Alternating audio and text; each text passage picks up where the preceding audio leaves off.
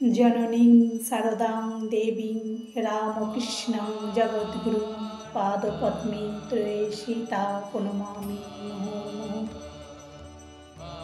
শ্রী শ্রী মায়ের কৃপাধন্য স্বামী হরিপ্রেমানন্দজি মহারাজের মুখে মায়ের এক অদ্ভুত লীলা দর্শন।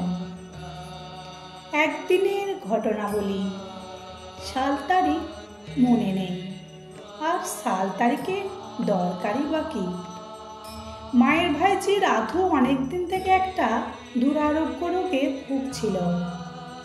মা বললেন, হরি চলো তো আমার সঙ্গে, মেয়েটাকে নিয়ে বাঁকুড়া যাই, বাঁকুড়ায় বৈকুণ্ঠ আছে। মায়ের কথার মধ্যে বাধা দিয়ে বললাম, বৈকুণ্ঠ মানে বৈকুণ্ঠ মহারাজ, স্বামী মহেশ্বরানন্দ?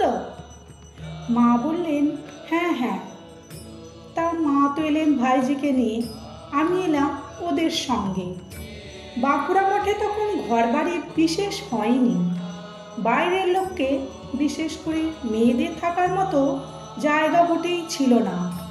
তাই ফিডার রোডে একটা ছোট ঘর ভাড়া নেওয়া গেল। সেখানেই মায়ের ভাইজির চিকিৎসা হতে লাগলো।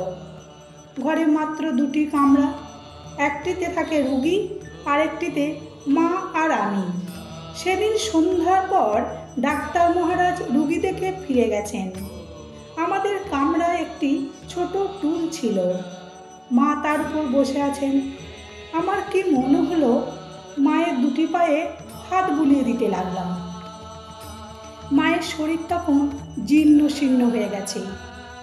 মায়ের পায়ে হাত বুলোতে বুলোতে হঠাৎ মনে প্রশ্ন জাগলো, মা কি সত্যিই জগৎজননী? জগৎজননী এমন শিরা বের করা পা?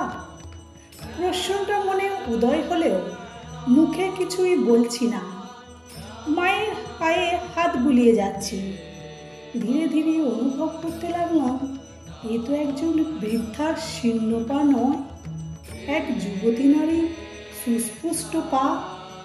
কাছে একটা হ্যারিকেন জ্বলছে, তার আলোয় স্পষ্ট দেখলাম আলতা পরা অপরূপ দুটি চরণ। দুই চরণে সোনার নুপুর, নুপুরে খচিত রয়েছে মণি মুক্তা। এ কার পদসেবা করছি আমি? বিস্ময়ে হতবাক হয়ে চরণ থেকে আমার দৃষ্টি নিবদ্ধ করতে চেষ্টা করলাম মায়ের মুখের ওপর। তাকিয়ে দেখি স্বর্ণকান্তি ত্রিনয়না, নানা অলঙ্কার শোভিতা জগদ্ধাত্রী মূর্তি। মাথায় মুকুট, হাতে অস্ত্র, তার সর্বাঙ্গ থেকে বিচ্ছুরিত হচ্ছে অপরূপ জ্যোতি। ভালো করে দেখবার আগেই মা মা বলে চৈতন্য হারালাম।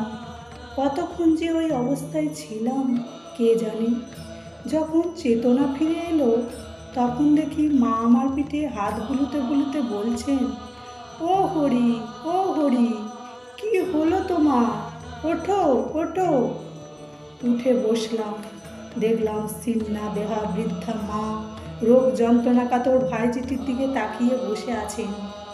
এই আমাদের জগৎজননী মা শারদামণি, ভগবান শ্রীরামকৃষ্ণের লীলা সঙ্গিনী। জয় মা, জয় ঠাকুর।